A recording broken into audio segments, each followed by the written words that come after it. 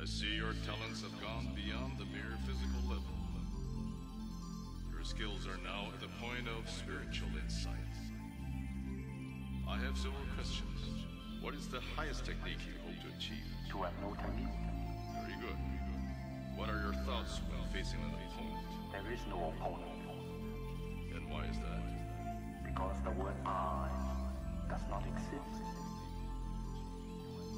A good martial artist does not become tense but ready. Not thinking yet, not doing. Ready for whatever may come. When the opponent expands, I contract. And when he contracts, I expand. And when there is an opportunity, I try it. It hits all by itself. And when he contracts,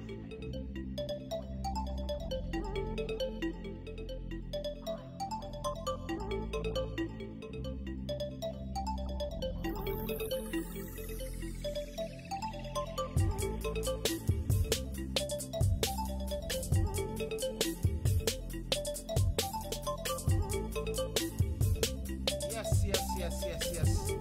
We are live and kicking tonight. Oh wow, the Tech and Chill Show, Monday Night Live, MNL. We are live. Wow.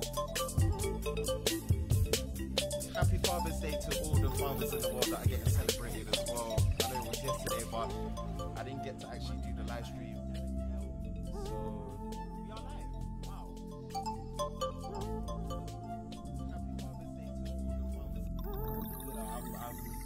Yeah. So far so good, man. So far so good.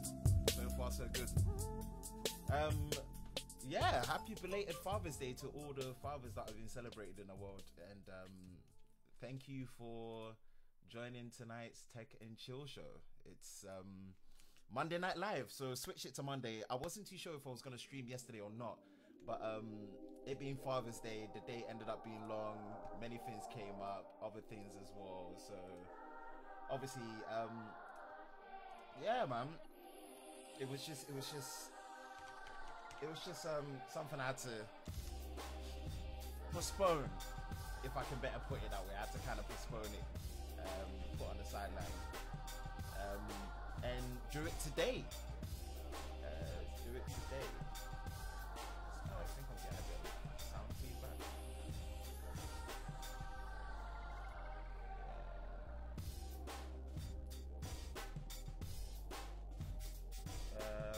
Benobi on Periscope is saying the sound volume is too high. It should be down now.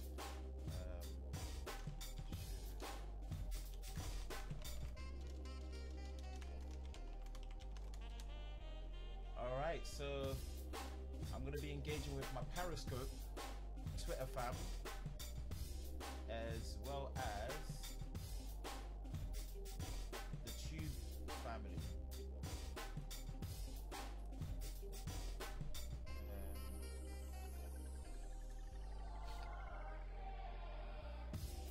Music should be less now, I'm hoping.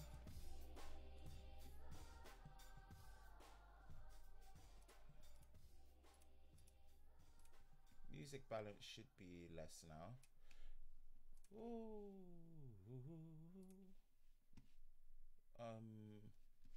Right, so I've got both chats up.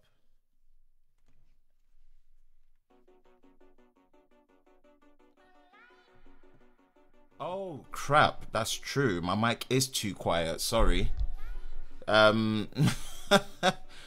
Yeah, hopefully the mic should be better now. The mic was too quiet. I hadn't got it on full volume blast on the microphone. So apologies for that. That probably would have been a more favor to the music rather than to my sound mic. Hopefully it should be louder now. Yo, sorry, I didn't want to crack anyone's ears.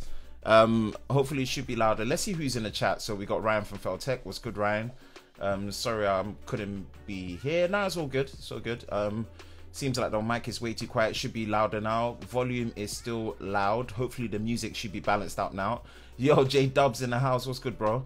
You made it on time for once. Sounds good now. Yeah, your mic is very quiet. LMO much better. Yeah. I forgot myself. So everything in terms of sound balance should be all right. So yeah, anyone that's on Twitter, retweet this. It's pinned in my comments. Periscope family. We are live streaming on Twitter and also YouTube at the same time with the power of Restream.io. Again, I always have to state that I'm not sponsored, but I just love the service. And it's great. It's great that we're able to just multi-stream. But yeah, happy Father's Day to all the fathers out there, man, that was getting celebrated in the world. I know fathers don't get celebrated as much as the mothers, which is right in a different way. But, you know, shout out to all the dads out there that hold it down for their families and their kids and their wives and their, you know, partners out and galore. So happy Father's Day from me to all of you guys. Sorry I couldn't stream yesterday, but yeah, it being Father's Day was a busy long day. So I was kind of tired, so yeah, just kind of took a day off, but I definitely don't want to miss out on the Tech and Chill show. So we're doing it Monday night live style. So yeah, man, we're gonna be talking gear. Let's talk about gear, baby. So it's gonna be a session where we're gonna be talking about gear. So is gear important for content creator? Does gear matter? What side of the fence am I going to be sitting on? Am I a gearhead? Am I not a gearhead? You sound like Big Shaq.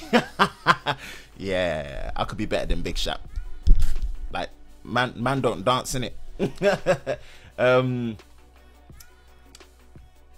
Ben, is this your first show? No, this isn't my first show. Well, it's not my if I'm answering it right, it shouldn't be my first show.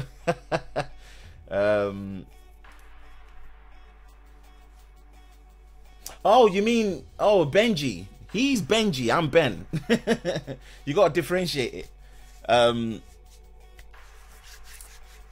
yeah, let me know if the sound balance should be fine now. So we're good for sound.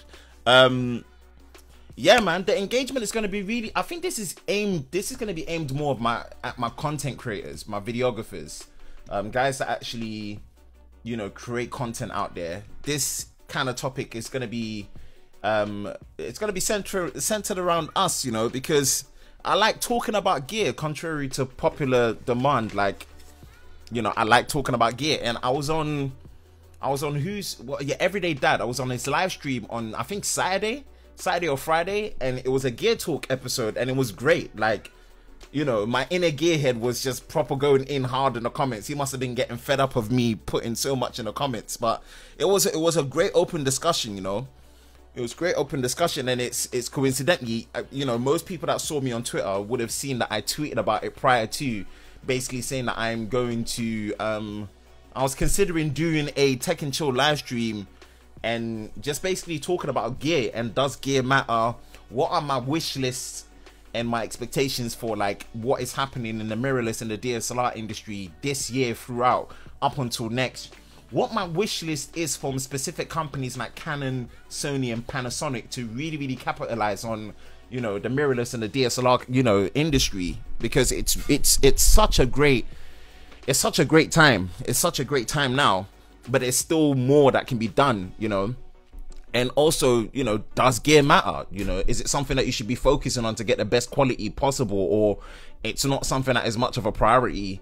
And, you know, where do people fall on the fence on it? You know, is it something that, you know, they see as an importance to make, you know, their content a certain way to their satisfaction, or is it something that shouldn't be so emphasized on as much, you know? So I kind of wanted to have that open discussion as well. I'm off to play some Battlefront now. I may join later. Oh, cool. Benji likes ignoring me. We don't know each other. I like gear stream, uni work, can wait. Yeah, gear stream, man. Gear stream. Let's talk about gear, baby. Yeah, so, yeah, man. Gear, oh my goodness, I don't even know where to really start this live stream in terms of like this discussion about gear, because it's just interesting, you know. And it's something that I see a lot. I do see a lot. I see a lot about, you know, gear doesn't matter, it's about the content. Gear doesn't matter, it's about the content. And in a lot of ways, the foundation of content creating is making sure that the content is quality. I see eyes from Mr. Dave West. What's good, Dave? What's good, Dave? Oh no, concepts creators in the house. You know it's gonna be something once these two join. Hey Ben, hey Ben, you here too? Imagine that. How big are the concepts, man? Concepts. And again, we're live streaming through the power of Restream.io, through Periscope on Twitter, which is pinned on my comment section, and also on the YouTubes in crispy 1080p 60 frames a second, because live streams are better in 60 frames a second. Don't believe what anyone else tells you. We've got a mini army in here, so there is going to be an open discussion about gear, and also what my wish list is from camera manufacturers coming to the end of the, because we're halfway through the year now, coming to the second half of the year, what we're expecting from companies like Z Camera, as well as the Blackmagic Pocket Camera Cinema 4K, Boston's finest in the house, Tech Time. What's good, Tom? And what my expectations are for next year in terms of especially the hybrid space, you know, the mirrorless camera and the DSLR space.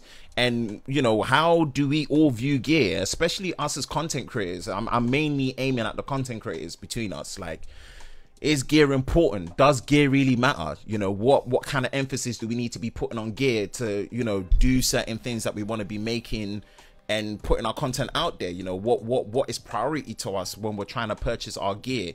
You know, what do we see as the emphasis of the things that we need to be focusing on to get better, you know? So I wanted to kind of bring that, you know, conversation forward and kind of share what my takes are on it, what type of person I am towards gear, what's my thinking towards it, and also, you know, what I want more, you know, what I'm expecting for these companies to do, because I cannot stress how great of a time we're in when it comes to that kind of technology for content creating.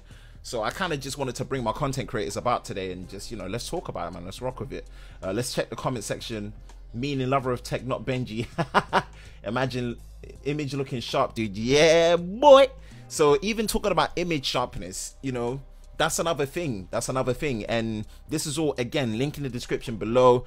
I reckon anyone that uses a DSLR or especially a mirrorless cameraman, invest in an Elgato Camlink.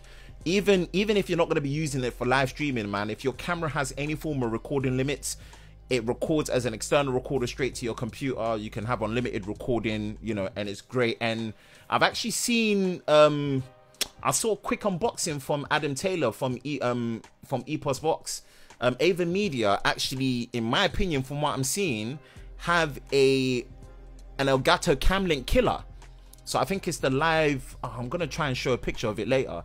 But yeah, basically it captures 4K HDR at 30 frames a second via USB. And it actually has a pass-through. So you've got two HDMIs, HDMI 2.0 in and out, and it captures 4K HDR. So yeah, man. Oh, so much gear to buy, man. I'm definitely, if you're liking this, with the Sony a6300, man, you're going to be getting 4K live streams very soon. Very, mate, we've got the whole crew here. Someone called Roger. Yeah. Roger, Mr. Lord Crispy himself. You need to get him on this live stream ASAP. Someone needs to get him into ASAP. So, my buddy from the Netherlands, gear matters. If the content is made badly, the gear will not fix it, whereas lesser gear can still make the content good. Yes. I'm going to, and I know maybe this might not be the right discussion for certain people that might be starting out, so let me just disclaimer it. This is not talking to people that are broke. Okay, let me not say people that are broke. People that are just starting out, you know, to get themselves going. I don't want to put this consensus out there that you got a Everyday Dad, yes, Everyday Dad and the Periscope fam, what's good? I don't want to say that before you start any form of content creating, especially in the video space or the photography space. Thanks, man. Live streaming looking good. I'm trying to learn from you, man. That A7R3 on your live stream was looking crispy with the lens that you were using. So Shout out to Everyday Dad. But yeah, I'm learning from you. You know, I'm trying to keep the crispy live streams going. This is not something I'm trying to basically get across to hinder you, that you got to spend money on ridiculous gear before you start live streaming or you start, you know, content creating. Use what you have. You definitely use what you have. The most important thing is starting, getting consistent, and then as you're getting better with your content creating, you will start noticing things that you need more to make life easier and better for you when you're creating your content. But I'm talking about those that have kind of found some form of rhythm. You know, we're not pros, but we're kind of like in the consumer to the prosumer space, give or take basically what our budget allows us to have and what allows us to kind of like stretch our buying for gear to improve, right? And I think gear matters. Personally, I think gear matters. I think especially for two things to really work for yourself well when you're actually doing something that's going to make it easier and add rewatchability value: lighting, right, and good audio. Lighting and good audio are the two things, no matter what you start with. If you go back and you check my first video review that I did, well, I think it was on the Sony Xperia X at the time, that was all shot in 4K on my iPhone 6s Plus. All of it, everything from beginning to end. But I can confidently say that I can be proud enough to go back to that video and probably watch it throughout without cringing, because I made sure that the audio and the lighting was good, even though it was coming out of a smartphone, you see. So I'm on a general consensus that gear matters because you want... People talk about audience having short attention span. You need to make sure you get something across well to help engage someone's attention subconsciously, right? And that's where having the right kind of gear helps with that, especially when it comes to audio and lighting, you know. So gear matters 100%. It shows a level of I think it shows a level of, even if you're trying to have fun with it and you're trying to rock with it, it shows a level of, you know, seriousness that you care. Maybe not like over seriousness, like you're trying to be, you know, the next Spike Lee or something, but in a sense that it adds value to your content. It adds rewatchability. I realize there's certain people that I've caught onto their channel, and it's not just because of the fact that they've got gear, but yes, the foundation of what they're doing on their channel is great. You know, whether it's their humor, whether it's how they narrate, the sound of their voice, the content, the topics. But what I realize is that there's certain people that I go back and I watch over and over and over and over again, because the type of content that they've put out there in terms of visual and sound quality is so good, it adds rewatchability. You know, the rewatchability value increases, you know. So you want to add some form of, where I'm coming from that perspective is, you want to add some form of rewatchability to your content, you see, because you don't know who's going to recognize it, even if it's on a fun level, right? I'm not even talking about brands noticing your stuff or whatnot, but it's just for the sheer appreciation of the effort and the work that you go through, right? Your audience will appreciate that, you know, from taking time to compose your shots properly. And sometimes composition of shots, you know, comes from the gear that you have. Like, you can't get certain smooth panning shots if you don't have a proper tripod that has a proper fluid head that's going to be able to allow you to actually move. And sometimes you get to a point where you might even have to use motorized products, because those motorized products will actually help imitate a human being acting as your cameraman, you know. So finally, I got rid of the, you know, Nikon D5300. That thing sold quick, boy. Got rid of it, and I've ordered the Feiyutech A1000, you know, gimbal, and I'm looking forward to that coming in, you know. Let me go back to the comment section so I don't miss anything that's going on, bro. The point I do agree with. That point I do agree with.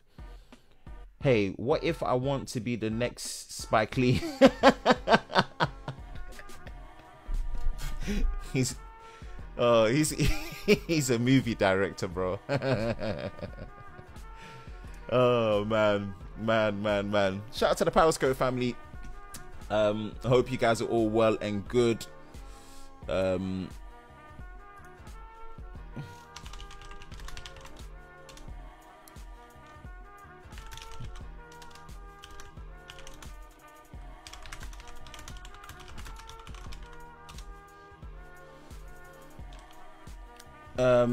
Yeah, motorized slider here. Yeah, because if you think about the fact that there's a thing from Syrup Genie. I don't know if I can try and find it. From a company called Syrup Genie. It's kind of hella expensive, to be fair.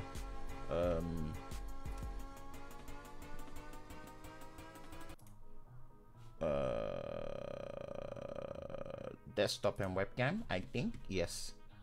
So Syrup Genie. So something like this, for example, is a perfect example of something that helps with making sure that you get those unique, especially if you're one-man army. Like it looks expensive, and it kind of is, to be honest, but this is actually something that goes on top of your tripod, and it's a motorized pan left and right, you know, motor motion controller, and you can remotely use your smartphone to do that. So imagine you wanted to actually use this on top of a motorized slider, right? You can get a double action where it's sliding left to right slowly and also panning left and right.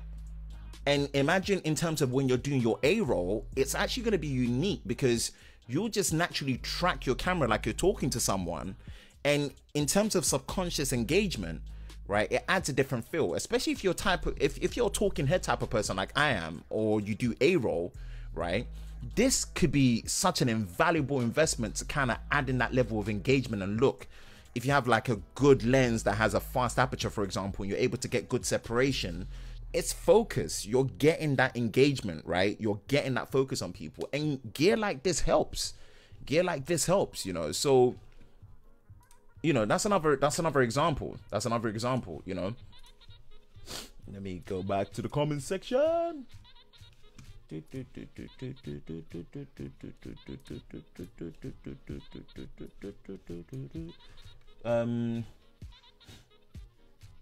Seriously want the, where's your motorized slider from? Oh, haha. Seriously want the Elgato gear motorized slider. Yeah, man, motorized slider is something I got. You know, I've so want to get. But I'm more happy that I've got a gimbal coming. Ooh, stabilized, because that A6300 not having any form of in-body image stabilization, I think. And thank you for everyone's feedback with the vlogs. I hope you guys have been enjoying the vlogs, and kind of like, you know, again, I like to vlog with tech in mind. I don't, my channel is not really like a lifestyle channel, so I don't want to vlog for the sake of vlogging. I want to vlog with the purpose of tech being behind it, whether I'm doing one of my, did I miss something? Oh, it was the box of tissue that dropped. I thought someone was about to run up on me and shank me. Damn. Yeah, pretend you didn't hear that.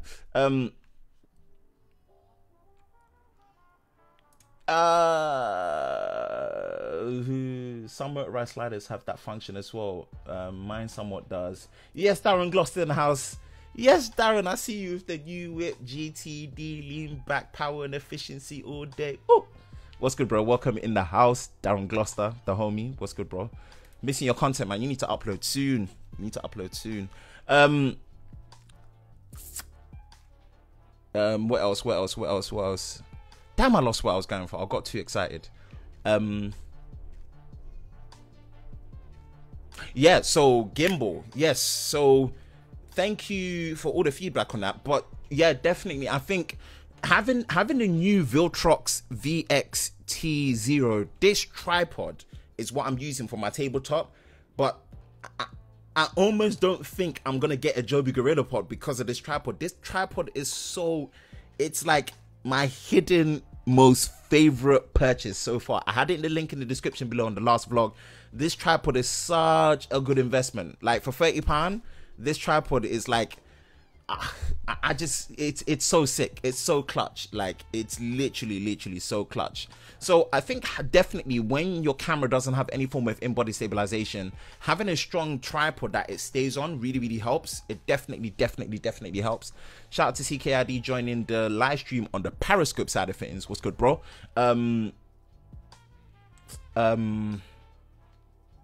So that has helped. But I think, you know, especially the fact that in 4K, the rolling shutter with the Sony cameras can be a bit of a pain.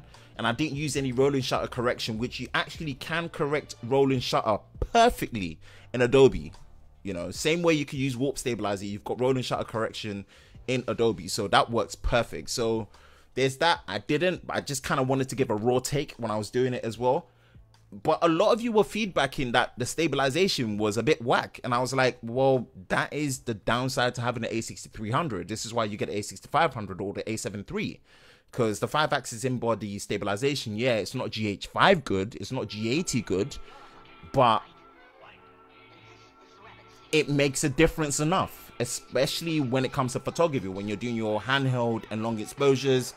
And all your lenses don't have to be stabilized. So I saw the Feiyutech A1000 for cheap. I literally, as I saw the Nikon and that came in, bang, pulled the trigger on the gimbal. So gimbal's coming in house, which I cannot wait to get hands on and use. That would be so great to kind of get some smooth, more cinematic, you know, B-roll and footage, and kind of see that although that will not be the main thing I'm going to be using for vlogging, because I can only imagine no matter how compact a gimbal is, using that to daily vlog is, whoa, it must be a pain. So I'm only seeing myself using it occasionally, but you know, those occasions that I want to use it, I'm sure like the footage that's going to come out of the gimbal in terms of stabilization is going to be awesome.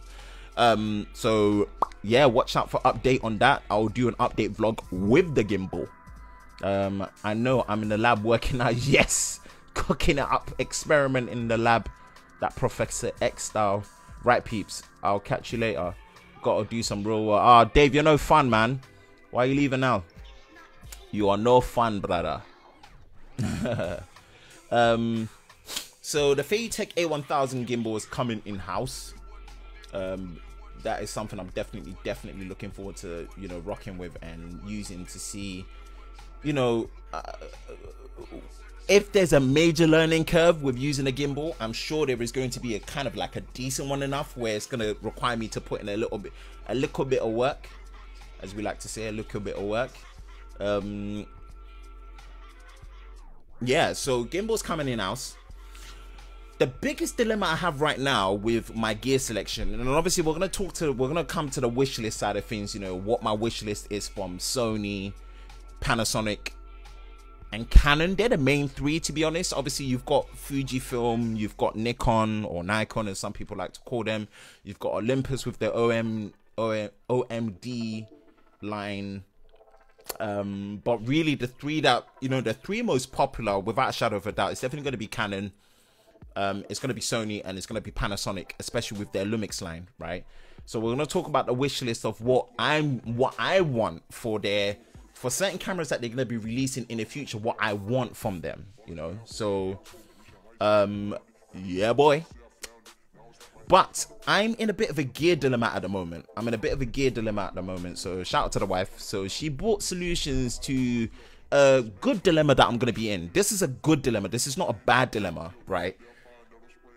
The Panasonic Lumix G7 is coming back in house. So actually, this is going to be a very interesting one because, oh, and another thing, oh my goodness, man, where have I been all my life when it comes to ND filters? ND filters, oh lord, the ND filters have been an absolute lifesaver. These things, these sunglasses for your lenses, you need them. Like, I don't know how I've gone legitly so long without having ND filters. So I ended up getting, there's one that I got for the 40.5mm thread on the kit lens for the A6300 by Gobe. So I stated it in the vlog. I've got that linked in the description below. It's decent, you know, it's a variable ND filter from ND2 to 400. It's nothing special. you get some vignetting. You do get some vignetting, and it does cause a little bit of a color shift on like my screen protector on the screen and everything. So, but the ND filter has been great. So I got the ND for the 14 to 42 millimeter kit lens that is on the G7, so that I can actually be able to do the vlog comparison between the A6300 and the Panasonic Lumix G7 to find out which is actually the better camera for vlogging, you know. So I think they're both gonna be pretty much have the same characteristics in terms of the lens. Obviously, in terms of the lens equivalence, it's going to be more favored to the Sony, just because of the fact that you have a 1.5x crop on a Super 35mm APS-C sensor compared to Micro Four Thirds. You know, the MFT sensors are just smaller. You know, so you get the 2x crop compared to full frame, which is 35mm. So you have a 4 times smaller sensor size. Again, we are talking gear, so allow me if I'm going a bit techie and blah.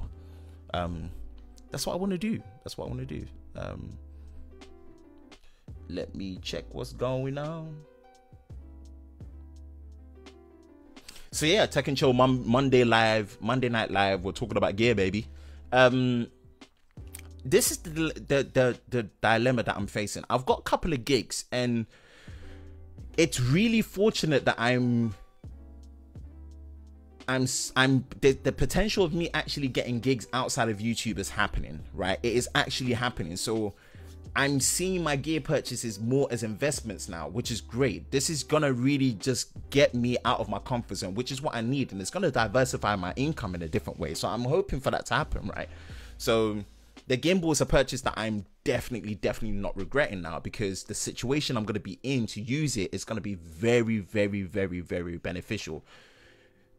This A6300, minus all the usability problems potentially that I could run into, the main ones that I've been complaining about already are the articulating screen and the fact that when you're shooting 1080p 120 frames a second, as well as any of the 4K shooting modes, the screen is not usable. The screen is crap.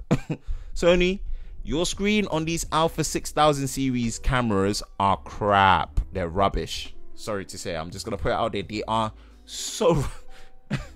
so rubbish, and no matter how good the autofocus is, there is no excuse for your LCD screens that are back to be that bad, and they're bad, right? But the autofocus is good.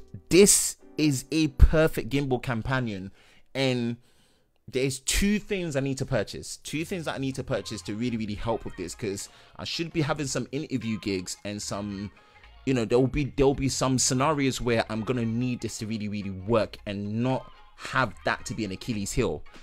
You need to use an external battery to be able to charge this, and I will be, thanks to the likes of Everyday Dad and guys like Caleb Pike from DSLR Video Shooter. Those guys, especially Caleb Pike, man, he's so good at finding high quality gear at such a good price. And yeah, first I'm going to be getting the, let me find it and switch to the screen. It's the Phil World F6, I think. Let me find it.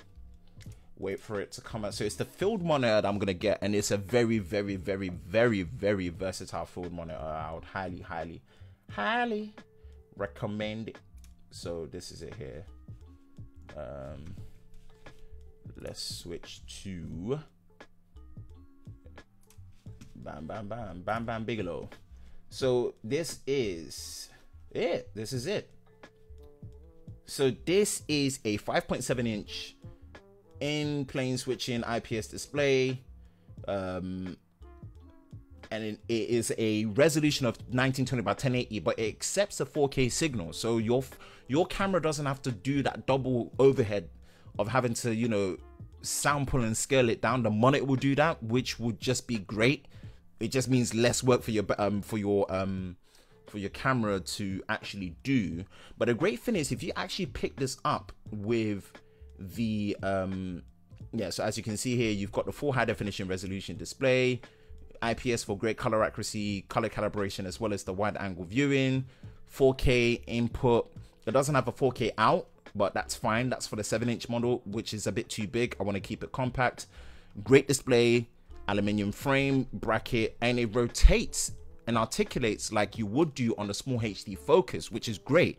But compared to this particular one has a higher resolution than the small HD, even though the screen is a bit dimmer, but you get the sun hood with it as well. And you get the mini and the micro HDMI cable, which is great, right? But my biggest 2 selling points to this is the continuous recording. So you've got DC in, you've got the Sony batteries, the generic Sony batteries that it supports that you can use.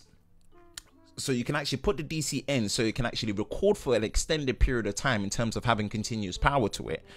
And also you can actually have a DC out so that it actually goes into the dummy battery into your camera to have longer battery life.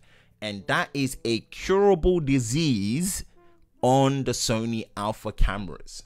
This is such a big deal. It's going to help with the overheating. You're going to get guaranteed over 1 hour recording without any overheating. And it's a big difference. It fixes 2 big negating problems with this. So back to my original point.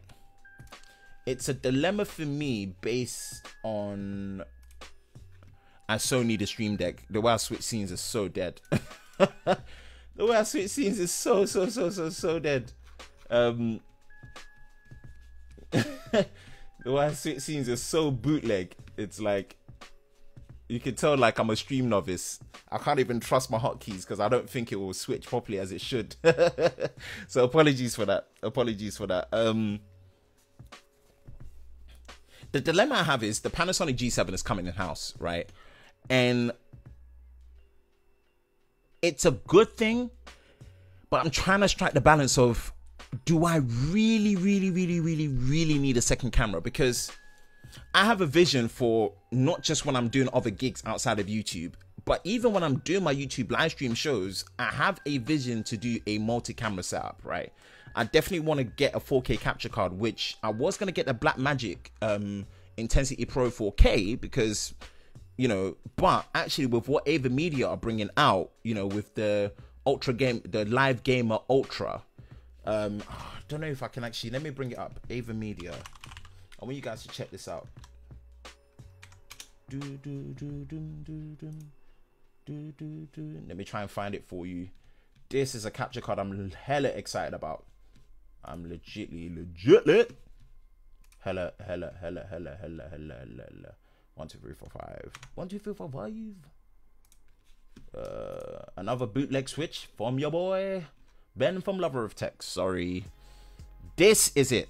This is the Ava Media Live Gamer Ultra. I am legitly excited for this capture card. If you check this capture card out, hope you guys can see it clearly.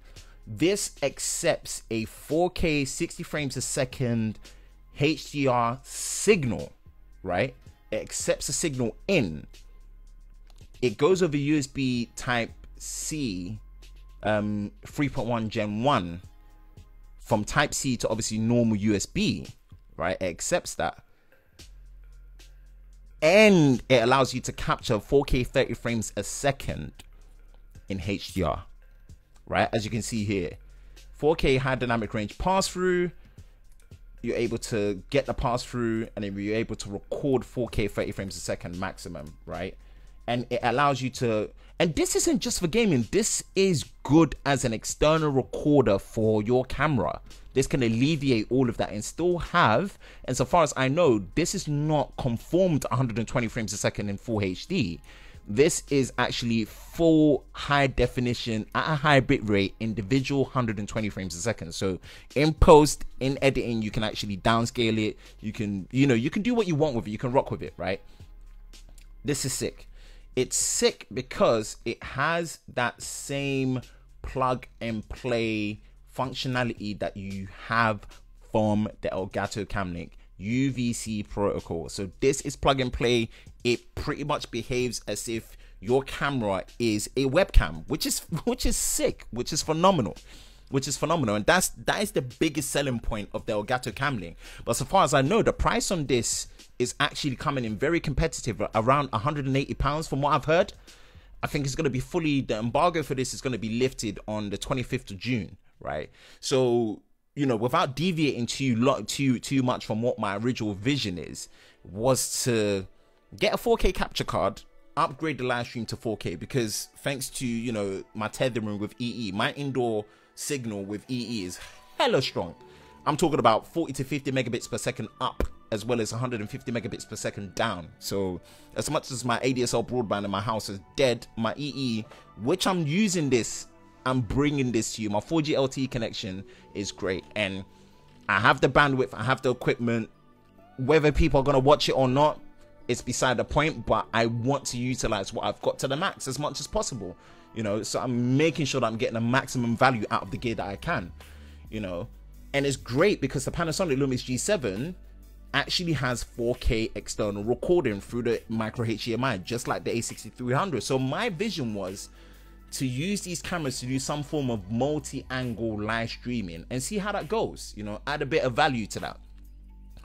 But I'm now questioning, do I really need the Panasonic Lumix G7 as a secondary camera system, as my B cam, because it's going to be 4K on 4K. Yes, the picture profile and the color science is going to be a bit different, and obviously night and day. The autofocus on a Sony is a dream. You've been seeing it on the live stream. It's amazing. Let's go back. Let's see what's going on. If I don't say much, it's because I'm editing. Oh, cool. Remove.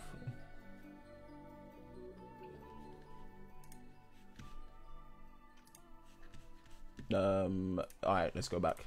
Man, I'm so rubbish at scene switching on live streams. I apologize, bro. Okay, glad you're getting some nice options outside this. Helps you learn.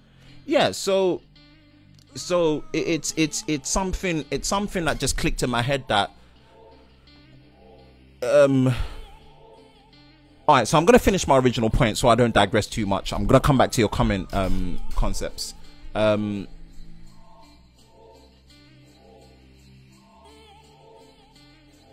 Why did I brain freeze? Yeah, I definitely want to do a comparison between the G7 and the A6300 from a vlogging perspective. You know, from a vlogging perspective, value proposition. You know, which is important, which will actually, you know, I really want to do this. I'm definitely going to do that. I'm going to do a vlog update with the Feiyutech A1000 as well. So that I'll do an unboxing and actually vlog in a day with it and see how cumbersome it is, how worthwhile it is. You know, like I'm going to do that and compare it to like what you guys saw with the Viltrox tripod setup that I had with that, because this setup, it's so clutch. Like, I cannot explain to you how nice this compact but yet powerful Sony system is. I get it now. I get why Sony went this route, and I love it. I carry my camera with me every single day because it doesn't take up any space, and for that reason alone, I've started enjoying shooting photography more because I can take more photos. I've started enjoying taking pictures in RAW, and I've actually discovered the beauty and the power of Lightroom. Adobe Lightroom, one, is so easy to use, and two, is hella powerful to what you can do to your raw sample images. I even took some screenshots and I put them on Twitter, and it's so funny that I got this Sony mirrorless camera for video, but it's actually bringing out my photography side a lot more than I expected. I mean, ridiculous amount. So I'm actually enjoying photography. This is I could easily say that although I had a Nikon D5300 and that is most likely geared more towards photography, I never took photos on that. I just didn't, for some reason I didn't enjoy taking photos on that nowhere near as much as what I'm enjoying taking photos with this Sony mirrorless system. So that is a big revelation and a shock to my system that I didn't think would be the case. I honestly didn't think that would be the case. So that's something, right? But I'm now debating it's going to be a very, very crucial decision, because I think for me to kind of like put a halt on the gear that I buy for now, as an investment, especially for the outside gigs that I'm getting now, it's going to make a crucial difference. I'm getting that field monitor from Andy Cine or Fieldworld F6 or A6.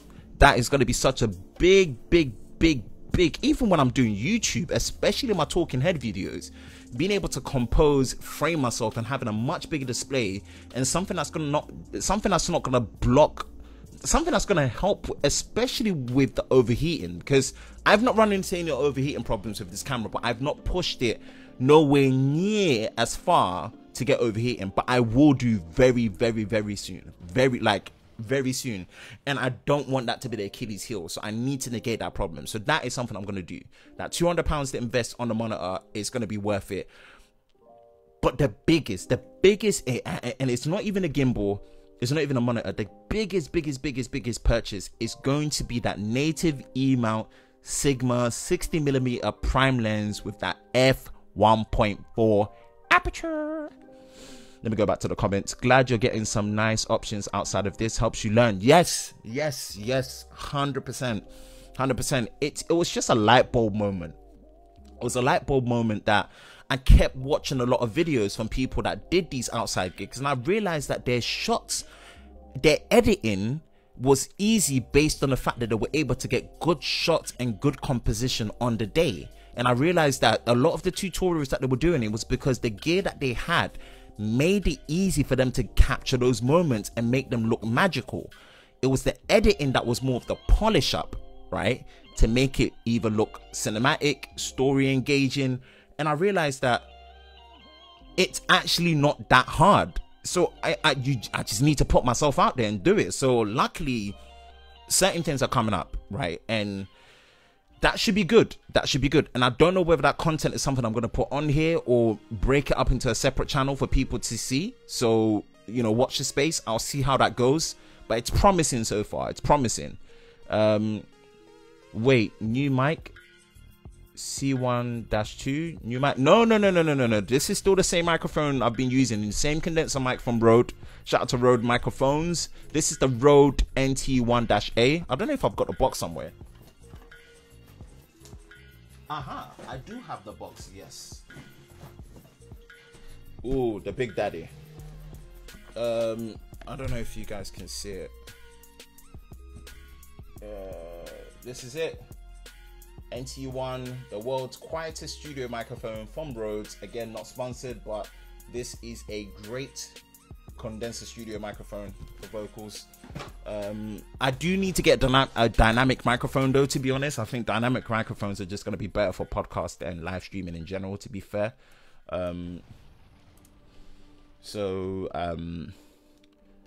What do you think about Android P? I don't really want to talk about smartphones too much. Android P is cool. I'm not a stock Android person. I'm just not a fan of stock Android. I find stock Android boring, and I always give a shout out to OnePlus and Motorola. I think they do the best version of stock Android. I think Google's implementation of stock Android is very boring, and that's coming from me as a Pixel 2 user. I have a Pixel 2, and yeah, I'm just, Android P is just, it's there, I guess. You know, they've got gestures. So, you know, somehow Apple have influenced them again to do a change. I don't want to be too hard on Google. Google are a great company. They do great in terms of services, you know.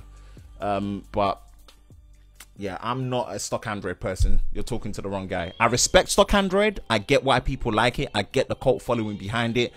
I get the whole thing of it's clean, it's fluid, but it just doesn't tickle my fancy, to be honest. But yeah, hopefully that answers your question. Oh, haha, wait. I don't want the autofocus to trip out.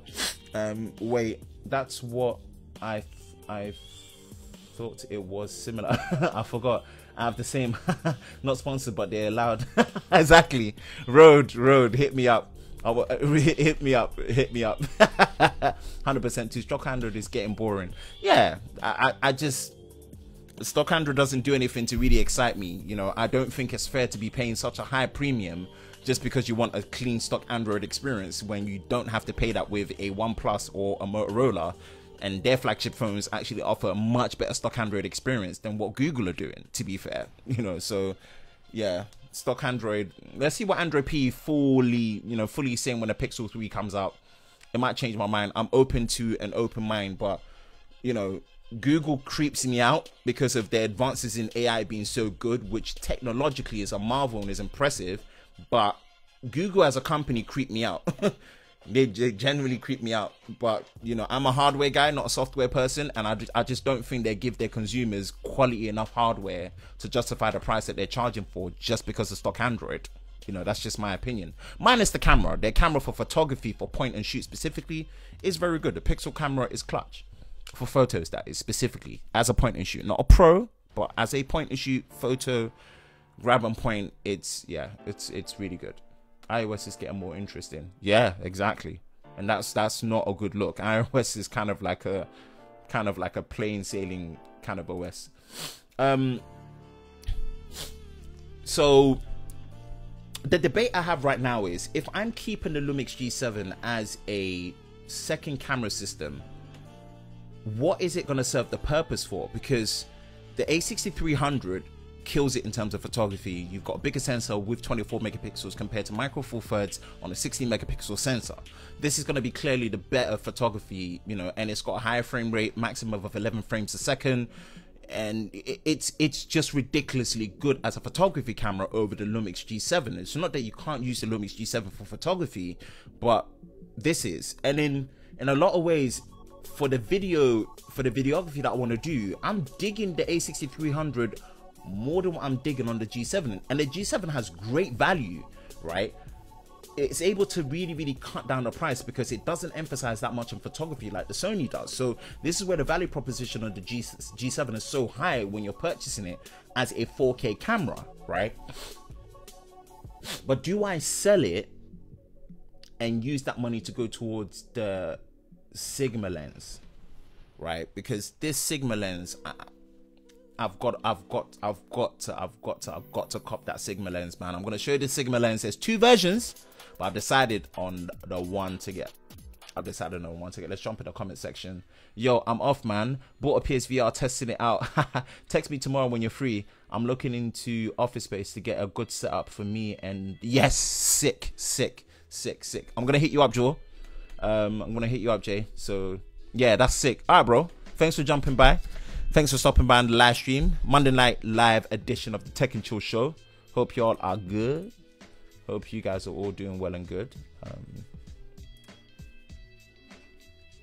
Let me know if the balance is good. The audio from my side as well as the background music is good. Let me know. Sell it. Now, I might rent it out. Okay, what I'm gonna do, because for these outside gigs, having multiple cameras could be very good if you have a second person helping you. This is where I'm coming from right now, that it could be mutually beneficial. So it's a tough one. I'm gonna try for a month, use it, compare. I'm not switching back to it because I can't.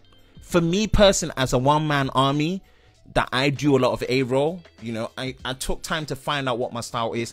I like being on camera. I like A-roll. I like talking head. That is my favorite part of the whole shooting process. Then B-roll. And my least favorite is editing. I detest editing. I detest the whole process of editing. Nothing about editing gets me excited. It's a long and necessary and tedious necessary evil. So all you people that love editing, I commend you. I don't. Like, no. For you, what will be the next best revolution? Battery life. They need to get battery life done correctly. Battery life and ultra high refresh rate panels. 90 hertz, 120 hertz, 144 hertz. High refresh rate panels need to happen more regularly. You don't know how much of a difference it makes to your viewing experience having a truly high refresh rate panel. Razer and the ROG phone have caught onto the vision, and even if it's not for gaming, it makes a big difference. But battery needs to be done properly, like seriously need to be done properly. Like recharge times from 0 to 100 or at least to 90% needs to be done in 20 minutes, 15 minutes. It needs to happen. Sorry to say, battery has to be the next big revolution. That makes sense. I hate editing. Yeah, oh bro, you don't editing. Oh no. Apart from the music combined with shots like I do with my concepts and reviews as well. Yeah, no. Music for me is life. I'm so picky with the music that I use because I'm such a music head. I cannot explain to you how many times that I would not have my creative mojo and I would listen to a certain track and it makes me get creative ideas of the type of shots and the types of angles and the types of videos I want to make. I've got a slew of songs that are dead I'm saving for a particular type of video that I want to do, whether it's a vlog, a BTS in terms of behind the scenes, or a, like, it's music is important, and that makes me enjoy the editing process. But I'm just talking about the whole encompassing experience and the process of editing. No. Oh, damn. Hell no. I like that cinematic video I did. I did enjoy editing that. Yeah. No matter whether you like editing or not, when you see the final product and it's good enough and you reach the end, it is so satisfying. It's 100% so satisfying. So it's that is something I have to agree with, man. Like, some people don't see the importance in music, you know, but I put a lot of effort in the music that I find, you know, not just on Epidemic Sounds, but on SoundCloud. I will go out on my way. I will bug producers. I'll make sure I get their permission. I'll make sure, like, I look forward to that creative process a lot more than anything else, which is crazy. That's just me, and I know for a fact I'm not speaking for myself, because some of my favorite content creators, you can tell they put that same level of passion into how the music changes the whole mood of what they're trying to do in terms of their storytelling. Because for me, I see reviewing as a means of storytelling. It's a chapter. You're telling a story through a review. You know, the foundation of it is storytelling. So that helps. Justine knows about this too. She's great at picking music. Yeah, Justine, bruh. Justine's like a veteran in the game. She's almost got 5 million subscribers. She's definitely doing something right to have that amount of following. So yeah, man. My buddy Brandon Havard, he's dope at picking music. Lou from Unbox Therapy, without a shadow of a doubt, he's dope at picking music. Kanoopsy, dope at picking music. Geo, dope at picking music. Concepts, dope at picking music. Victor Kamanga, sorry, from Everything Technology, he's dope at picking music. There's creators that I gravitate to them because I know they're gonna pick certain types of music to set the mood that I'm gonna really enjoy watching over and over again. Ash Taylor as well, definitely. Sam Beckman as well, he's another one that picks, you know, dope music. Why is everyone following the notch trend? Because they lack imagination. This is why shout out to Vivo with the Next S. You know, Vivo are killing it right now. Vivo fully caught my attention. I'm digging what Vivo are doing. Yeah. Downsides, I hate looking for songs. Sometimes I can be searching. I love looking for songs. That is something that the tedious process of looking for a song, I love it. That's just me. It should be probably the most time wasting and time consuming process of creation. But I love that. I love going through my day looking for music that is right. Even if I'm not finding the right music, I'm always finding good music, even if it's not the right music. I love that process. When the joy that I can have finding a track that sounds good for me to use, maybe not now, but later on, and it clicks. It's like, it's muscle. It's like, so long as I've listened to it, it's stuck in that music element or that music side of my head, where if I'm doing a certain project and it's like I'm trying to look for the right outro, bang, it comes up like, you listen to this track, look for it. Oh, I thought this track wasn't good, but actually it's coming handy for this, bang. You see, so I love that process. I love, like, I'm weird like that. I love that process of looking for music, man. That's me. I hate looking for me, yeah. But I hear audio junk with 3000 times a day just for that. We've often nah, concepts, that's crazy, bro.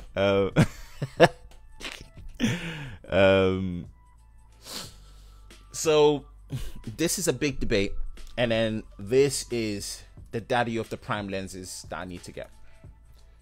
Sigma 16mm f3 rule. This, oh, webcam plus me, right? This is native, so this isn't a, you don't need an adapter. This is natively mounted onto the Sony E-mount lens. Check this, 60mm. So on a APS-C 1.5x crop, it's 24mm equivalent to full frame, which is what you're actually going to be getting. You've got an f1.4 aperture. Woo! That is bokeh-licious. When I say bokeh-licious, that is bokeh-licious. The ND filter thread size is 67mm, so I'm going to pick up an ND filter for that. But check the price. Oh, this is what is making the decision of buying this lens and keeping the Lumix G7 as a second system. Is it worth having to get rid of a whole system for one amazing prime lens that will literally change and make it, when I say the cinematics and it's gonna make, and it's not even just for the cinematics, but just imagine having such a wide aperture lens. Sony's low light algorithm on the APS-C sensor is phenomenally good. So imagine being able to use an even lower ISO, having more natural light with an f1.4 aperture in low light to shoot with. It will just change the game, and the depth of field separation as well. It's going to be phenomenal. It's going to be absolutely phenomenal, to the point where you are effectively going to get a full frame look without having to use any form of adapters or speed boosters. This will be great. This will be great. There is the 30mm. If it doesn't switch scenes, unfortunately it does, because my desktop switching is rubbish. Now this is a much cheaper by £150. This is a much cheaper version of that one, still with the f1.4, still native, 30mm, which is going to give you a 45mm equivalent in terms of full frame, in terms of the focal length. It's prime lens, so you know it's going to be sharp. It's great.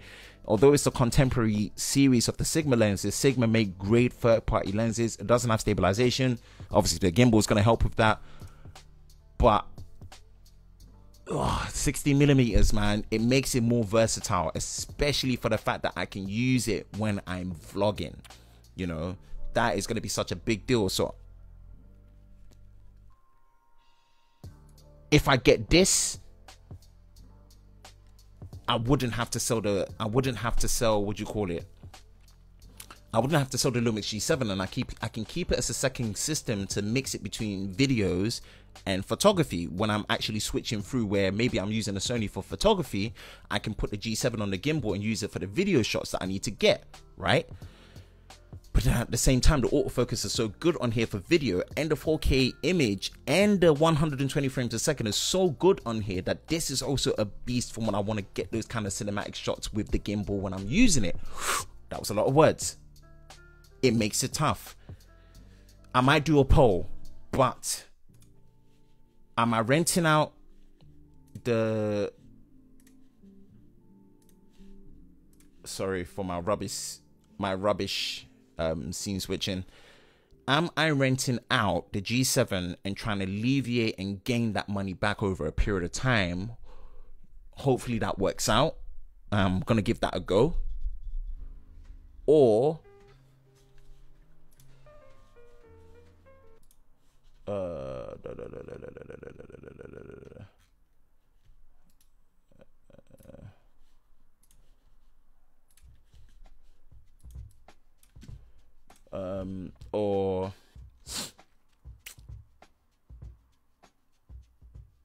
or am I gonna bite the bullet?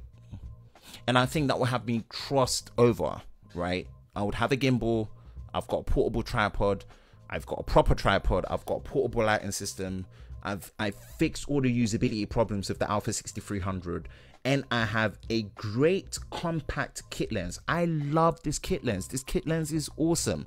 Not the sharpest, but the versatility in such a small size. It's like a pancake lens, right? I've got that as a telezoom lens, right? Yes, it's not a true telezoom like 70mm or 105, 135, which I can probably get later on down the line. But then that prime lens, man, the prime lens, the bokeh, like that artistic portrait shot, as well as having that wide angle to be able to get that field of view. You know, you guys have been seeing it, that with this new tripod, the wideness from the 16mm, because this kit lens is 16mm, right? So it's wide. You can really frame and get great composition. And because you're recording in 4K, because of that, you're able to crop and slow pan right and left, zoom in and out without any loss of quality. So being able to maintain that level of focal length and wideness and have an f1.4 aperture, stick an ND on it, and it's crispy and milky smooth. 30mm for A-roll, that not that great. Nope, it won't. It's tight. Let me if I can, let me kind of demonstrate how 30mm will look like.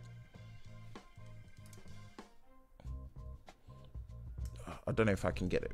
So let me I'm trying to break stuff, sorry. Let me zoom into 30mm, check this properly. Right, so I'm gonna place this in the same place, and then let me know how 30mm look like to you. This is 30mm. This is 30mm. So this is how 30mm looks like.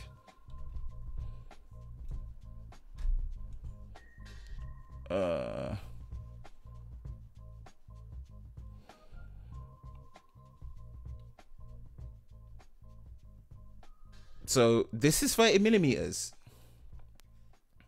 It is close. It's close. 30mm is giving you the equivalence of about 45mm in terms of full frame focal length because of the 1.5x crop.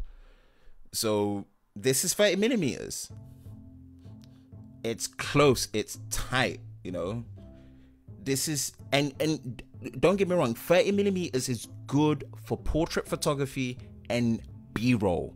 It is ridiculously good because actually, because of the crop, you're actually slightly sitting below 50mm. So I'm gonna zoom out.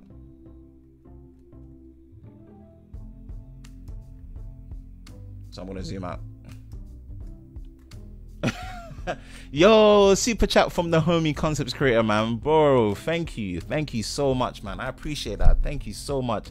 Too close. Hope that helps a bit. No, thank you, bro.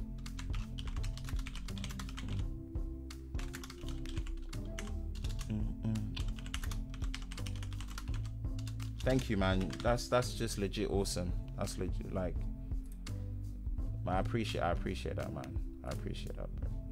I appreciate that, bro. I appreciate that. So this is one of the annoyances I have, that camera manufacturers need to stop putting the wrong focal length on these smaller sensors like their full frame. It's really misleading. I really hate that. I really hate that. It's everything that you're seeing in terms of focal length, it's not right.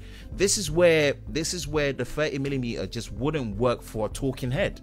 I would have to be really far, and composing is just gonna be a pain. So I think the 60mm will be good in terms of the versatility, right? Yeah, you are right. What am I right about? I like being right because it hardly ever happens, so please explain to me what I'm right about. So that lens alone, it's the cost of a camera system. It's the cost of a camera system. Be right back, right, bro. No props. It's the cost of a camera system.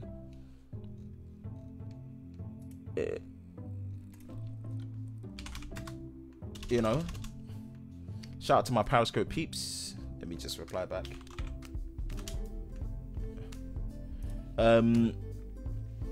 it's a cost of a camera system, right? Effectively, it is a cost of a whole camera system. So it's a tough crowd. It's a tough crowd. It's a tough crowd, and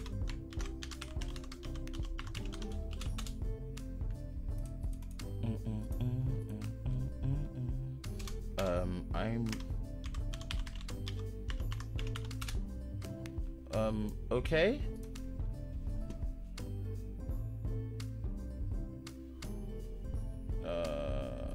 Who cares?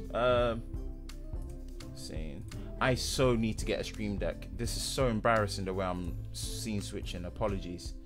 No problem. 8 GB of RAMs on smartphones. I think it's perfect.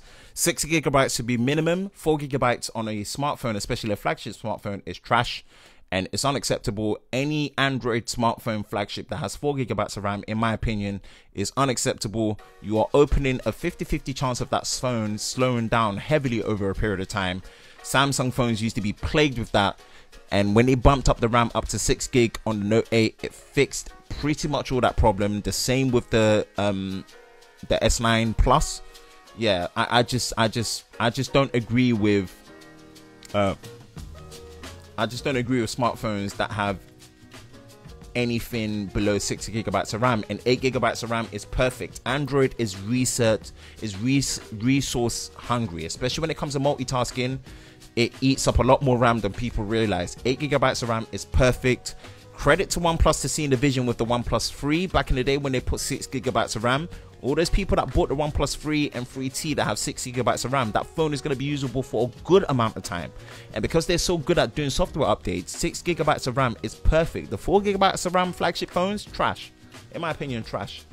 Yeah, 8 GB of RAM on a smartphone makes absolute sense. Perfect sense. It is perfect. The longevity of that phone is going to be solid. 8 GB of RAM is not overkill. Do not believe people that tell you that 8 GB of RAM is overkill. 6 GB is just right. 4 GB, it's not good unless it's a budget, low-end, mid-range phone. Anything mid to high to flagship that has 4 GB of RAM, nah, no good.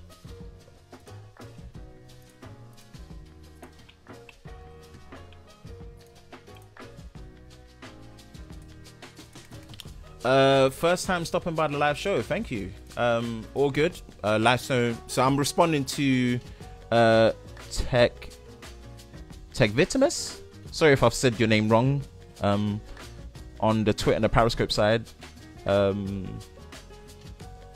Yeah, man. Thanks for joining on the live stream. We are using the power of Restream.io to be live streaming on Twitter as well, Twitter with Periscope as well as YouTube, so in high quality 1080p 60 frames a second. So turn up the quality high so you can actually get it nice, crispy, and hope the audio and the background music is on point. Let me see what you're saying here. What do you think of HTC dropping phones and such? I'm a big fan of HTC. The U11 was one of my favorite phones I didn't get to use and review. I thought they were onto something with the squeeze feature. I love the squeeze feature. It's a shame that the reviews on the U11 U12 Plus is saying that the buttonless feature, which I had very high hopes for,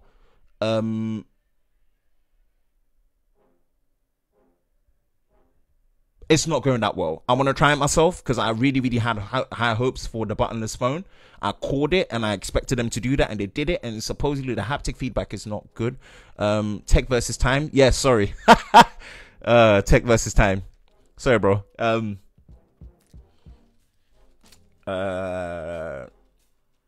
Yeah.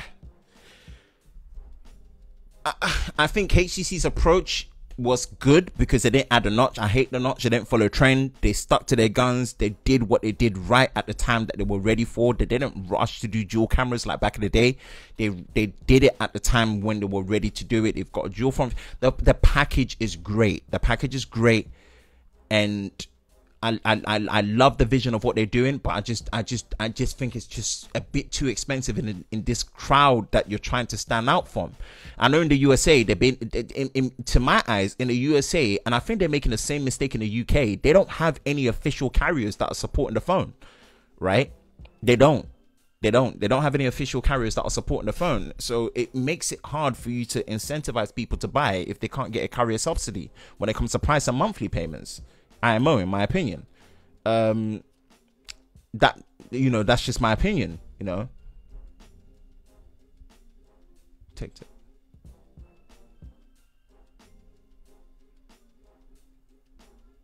Ooh, who's what?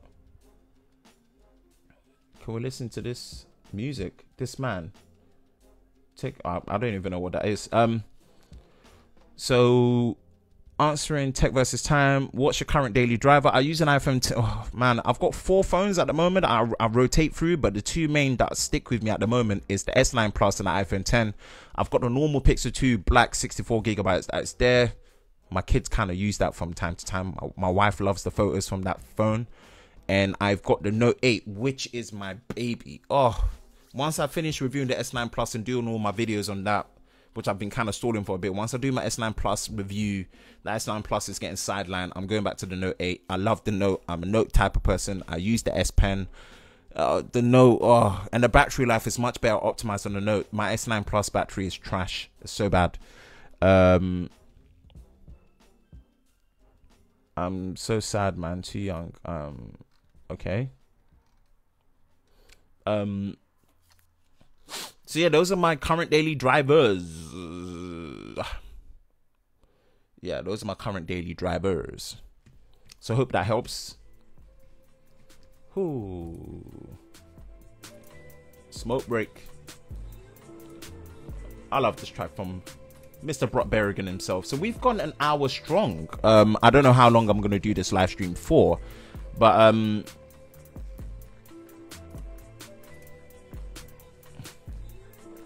what do you think of OS? I don't rock with beta software. I don't use Mac. I don't have a Mac. My wife has a Mac, but I don't use a Mac. I use a PC. So Mojave, I love the name. I think that's the best name for any of their OS systems that they've used for OS X.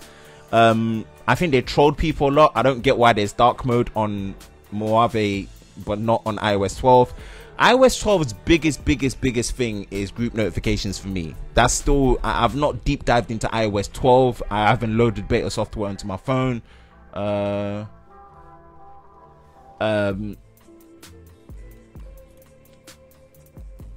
You know, but group notifications is the best one that sticks out to me without a shadow of a doubt. Group notifications was definitely needed. I don't know what Apple was, you know, I don't know what Apple was doing on their high horse and stuff, but yes, hate it, man. iOS 12 should have dark mode now. Yeah, it should do. I don't get, inverted colors is weird. It doesn't work across the board. I tried it and I thought that was a good alternative to dark mode, but inverted colors is weird. Like, I don't like it at all. So they should have put dark mode on there. I think they trolled people. Group notifications is great. I can't even remember what else is on there, to be fair. I think they sorted out the how to clear your apps, but there's still not a clear all button, which, you know, makes no sense to me. But group notifications is a big deal. You know, it's about time, and I hope they can keep refining it. It's a start, you know. Probably still not Android good, you know. But yeah. How do you think Memoji will stand? Memoji is just a fad. People are gonna get over it and not use it. Where Samsung's is better is the fact that, you know, it takes a picture of your face, it scans you, and it makes a replica of your face very well. But the face tracking on the Samsung is not good. So the face tracking on the Samsung is very creepy. Whereas the face tracking on the iPhone is phenomenal. It's amazing. It's amazing, right? But you have to build that character from scratch yourself. It's long, it's tedious. People are going to use it for the first week and then they're going to get over it. Like me, I don't use emojis anymore. I don't, you know, I used it for the first week for my review and I stopped using it because I just don't remember to use it. I don't think to use it, you know. So yeah, hope that answers your question. Who are you talking to? Only way to love them. I'm live streaming on YouTube and Periscope on Twitter at the same time, so I'm responding to Tech versus Time on Periscope on Twitter, and also looking at what you guys are talking about TikTok2. Behave yourself in the comments. Okay, but I don't want to talk too much about smartphones. I kind of wanted to make this a gear talk. So same, I even moved to the back of my iMessage lineup because I don't use it. Yeah, because I just, Memoji's not anything to be excited about. It's a friendly, fun gimmick that's there that gets used for a week and gets forgotten about. Not because it's rubbish. It's just a fun gimmick. So that's Memoji. So yeah, back to gear talk. And this is my dilemma right now. I'm gonna really press through. I'm definitely gonna get the field monitor without a shadow of a doubt. Gimbal's coming in, which is, oh, I can't wait for that gimbal. I've got so many plans for smooth footage when it comes to gimbals. So gimbals coming. Field monitor from Field World F6 is coming in house as well, so I can't wait for that. That's really gonna definitely help with production. 100% going to help with production on that, especially fixing the overheating problem that I potentially could run into, longer recording times because it has the dummy battery that can actually be powered through the monitor, and also just having a nice big but compact monitor to use. And the Sigma lens, oh, that Sigma lens, man, that is going to be the deciding factor between me keeping my Lumix G7 and having that lens, because I just can't see myself doing both. I can't. I just, financially, it just wouldn't make sense. It just wouldn't make sense. But the gimbal does. The gimbal, smooth footage in focus is good footage. It makes editing a breeze. You don't even need to put any fancy transitions. You could just be doing hard cuts from scene to scene to scene to scene to scene, and if your footage is in focus, it's crispy and it's balanced and it's smooth. That is good. So the gimbal, and from what I noticed with the Feiyutech gimbal, I think, and Concepts, I don't know if you can give me a hand on that and give me some advice, because I'm getting the same gimbal as you. It looks very compact, and it's at, you know, the motor at the back is at a 45-degree angle, so you can actually see the screen, which I think is very cool. I think it's so cool. We need some training that is just by using it a lot. Yeah, 100% gonna be using it. Cheese! It's Jeff El Jefe Reviews in the house. He made it. What's up, bruh? It's El Jefe, man. My name is Jeff. Nah, bro, it's El Jefe. So I always love that intro, man. I always gotta say that when you come into the stream. So what's good, Jeff? We're talking gear, man. Jeff, you gotta jump in. So I'm now learning to just accept the fact that I'm a gearhead. It doesn't mean I'm gonna buy every gear that I see, right? But I love discussing gear. I love talking gear. I like seeing the potential of what gear can actually help with content creating, especially as a one-man army. As a one-man army, as a one-man band, where you don't, even when you do have a production team, but especially as a one-man army, you don't realize how certain things help with the requirements of what you do, right? This was one of the reasons why, as much as I had such a love for the Lumix G7, the minute I found out that I was into vlogging and doing a lot of A-roll and talking headshots, that camera was letting me down regularly. And Panasonic, that's going to be one of the wish list things that we're going to talk about from our individual camera companies, that I'm going to break down very quickly and give a couple of 2 cents on what I think in terms of predictions are going to be for the next camera releases coming down.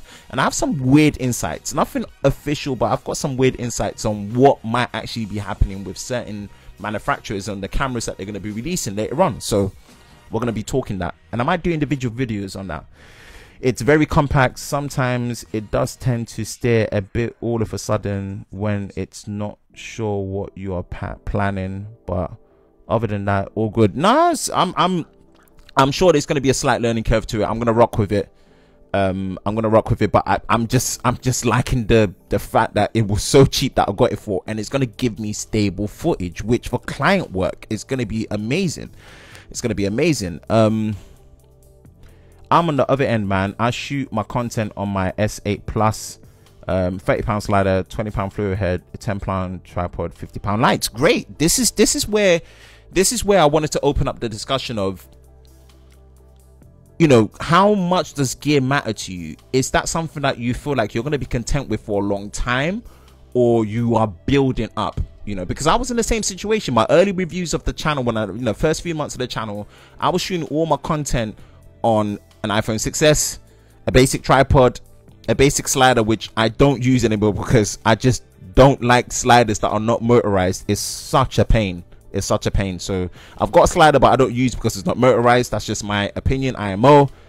And you know, I've still got my basic 20-pound fluid head, which works great from Yuntang. It still works great. I've not had the need to get an expensive video fluid head from Manfrotto just yet, you know. But the 10-pound tripod, I can't rock with that. No, I need you know, a proper sturdy tripod is something I definitely had to get, and that was the one I got, you know, the Vanguard Ultra Pro 623 AT generation 1. That tripod was worth the investment. It's great, and it's a good, friendly or affordable alternative to the Manfrotto one. So I would highly recommend the Vanguard Ultra Pro. It's fantastic. I love that tripod. So a basic tripod, I just couldn't rock with that. So 50-pound lights, yes, I still use my 50-pound continuous lights. They're not dimmable, but I still use them. And I've got my portable lighting system from Newer as well, which is costing me like £24. Cost me £24, and you know, it's powered by a rechargeable battery or a couple of AA batteries, and it's dimmable. It's great. It's portable. You know, it sticks on top, and I'm using it to go. But you know, I'm on your side, Jeff. I'm on your side in terms of, you know, in terms of like, you know, the gear that you use. You're using the best gear that you have right now, but do you see progression? There's always going to be the level of diminishing returns. You know, people that are shooting the 8K reds and stuff, there's levels of diminishing returns based on the production value and a return on investment in terms of finances and that. But how far do you see yourself progressing your gear, to what level, right? Because in my head, I know exactly, because I just get swarmed into like watching a lot of gear stuff and whatnot, and you know, I've seen progressively where I feel like I can get to, and where I actually feel like in the industry where certain people are making weird purchase decisions when it comes to video gear, specifically for video, right? And I'm gonna touch on to that as one of my requests in terms of wish list, which I'm going to talk about Sony first.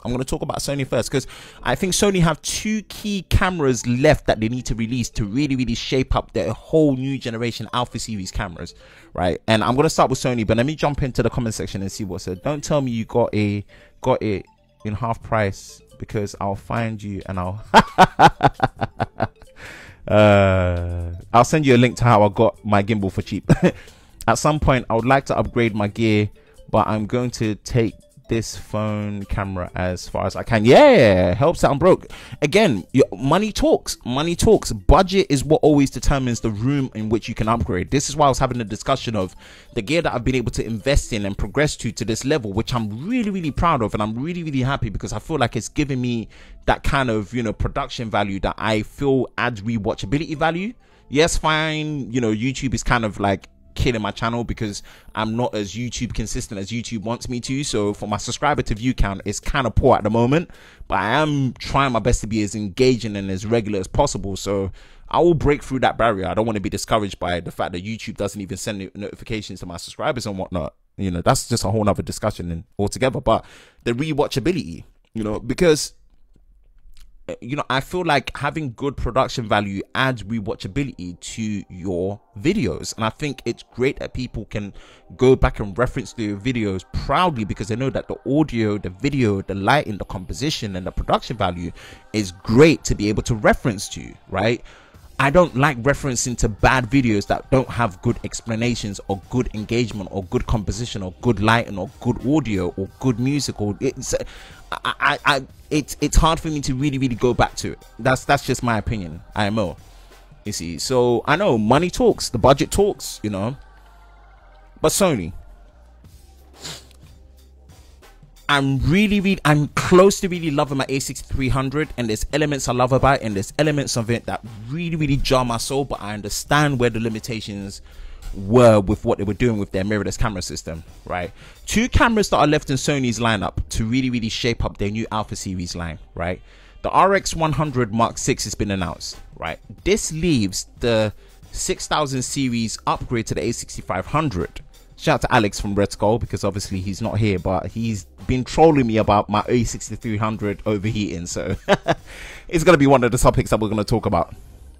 Very true. It's definitely an investment in yourself and your future. 100%. It's a passion. It's a passion. What you're passionate about is what you're going to put some more work in, because you know that you want the return in investment. It will show in you know, in brand recognition, you know, content creator recognition, audience recognition, and it's just it's great to have. It's great to have, you know. Sony have got the replacement to the a6500, so whether they're going to call it the a6600, a6700, and they've got the a7S III. Those two cameras are the ones that are left, right? And I'm going to start with the a6300. I've talked about the Achilles and the usability problems, the a6300, since I've been using it. The LCD display is rubbish. The lack of touchscreen is not good. The proper articulating screen, like you get on the Lumix cameras and from the Canon cameras, not being on here, regardless of how good the autofocus is or not, right, is not acceptable.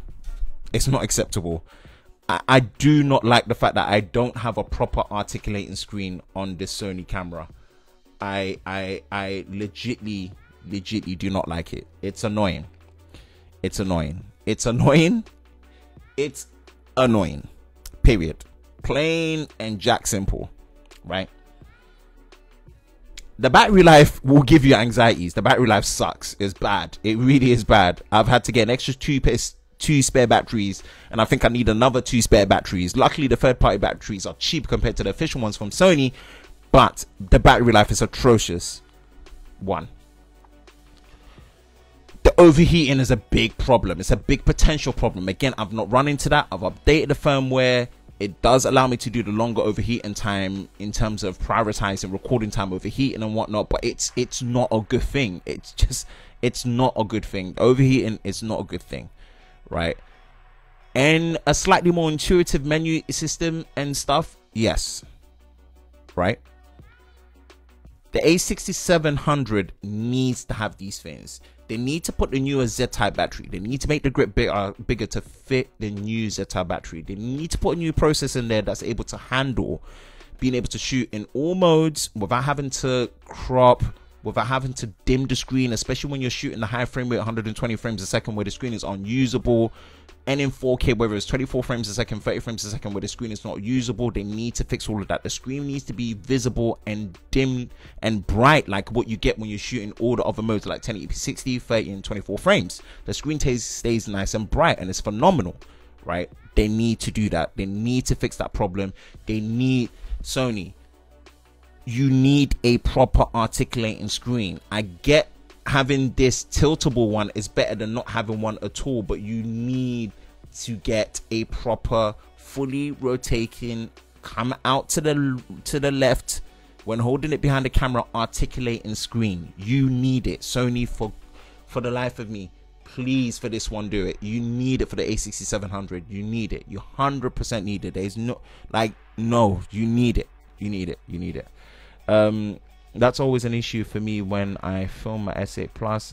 I have to use a monitor to make sure that I'm in focus and in frame. Yeah, framing and composition and focus, no matter how good the quality of your video is, if you're out of focus, is as good as potato quality. Simple. That was the problem I was having with the G7. So that's something I agree with. I really need a cam with an articulating screen.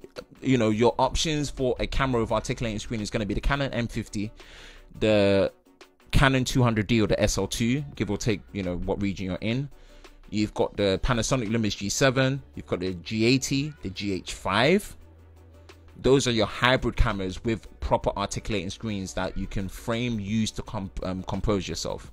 Sony isn't going to give you that, but what Sony's going to give you is fantastically crisp 4K imagery and great autofocus and a small system. The compactness of it is, oh, it's so nice. I love the size. I love the size and the form factor, but they need to slightly make it a bit bigger, progress the design a bit, and put a proper articulating screen in there. They really need to do that. This is my wish list for Sony on the A66, A6700. Sony need to do this.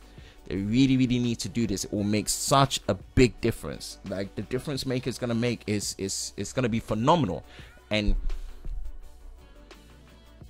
they need to do that. They really need to do that. If they can pull off 4K 60, I'll be surprised. And I think it wouldn't be a full Super 35 APS-C readout. I think there'll be a crop.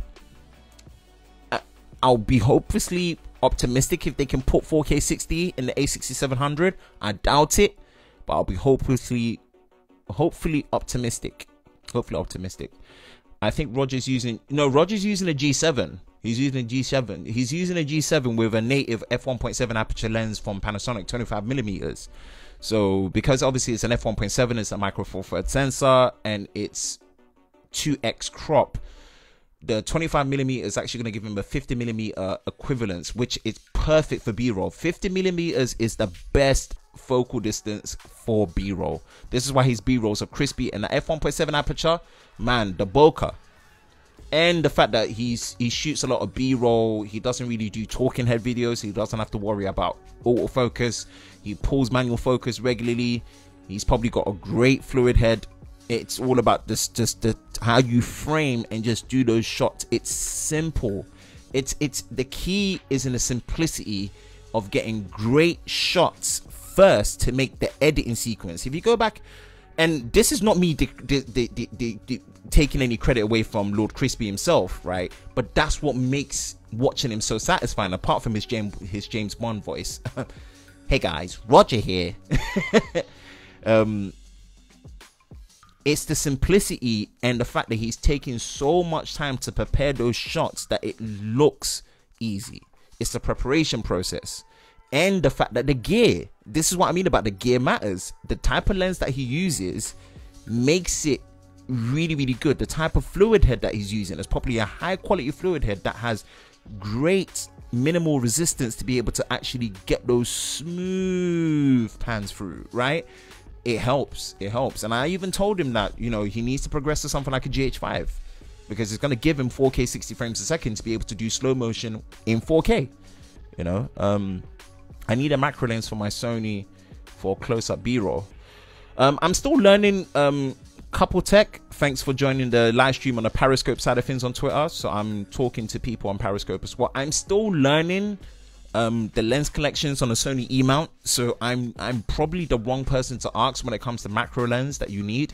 And I don't know whether you're rocking with a full frame on the A7 side, whether it's an R, an S, or the basic A7, or you're working with APS-C. So macro photography is not something I do. I'm very, very much just only getting into photography, and I'm only using a kit lens. So I'm just, you know, yeah, haha, James Bond voice. I'm jealous of his voice. I can imitate his voice for you if you want. Sounds like a Dutch man who ate a dude, come on. I know it makes no sense, but I couldn't think of it. Concepts, man. Having your live streams is like legitly it's actually so funny. So answering questions on Periscope as well. A6000. Oh, that's the model below my A6300. Okay, thank you. Hopefully that helps. Sorry I couldn't be much help to you in terms of I'm still learning gear. So as I get better with my, you know, lens knowledge, I will pass it on that needs it. Shout out to Chris Lee joining the live stream on the Periscope side of things. What's good, bro? Back to the Twitter, back to the YouTubes. And yeah, so that's my wish list for the A6300, A6700. If Sony can do these things, I kid you not, they are going to hurt. When I say they're going to hurt Canon, especially that M50, especially that 200D, especially that 80D, they are going to hurt them for sure.